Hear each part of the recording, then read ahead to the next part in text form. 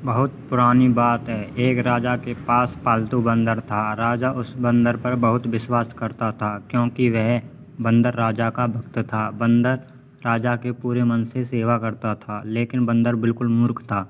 उसे कोई भी काम ठीक से समझ नहीं आता था। राजा जब भी विश्राम करता, बंदर उसकी सेवा के लिए हाजिर हो जाता था। उसके लिए हाथ पंखा चलाता था।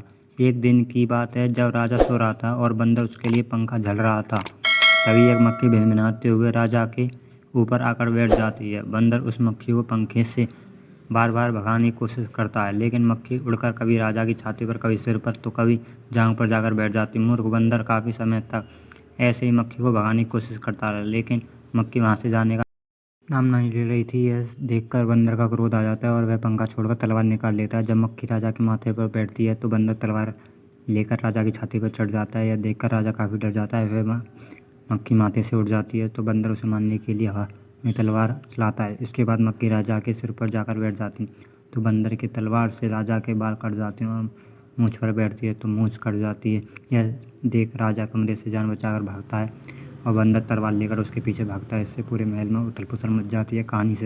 इस कहानी से यह सीख मिलती है कि किसी मूर्ख को ऐसा काम न सौंपें जो बाद में आपके लिए खतरा उत्पन्न कर दे।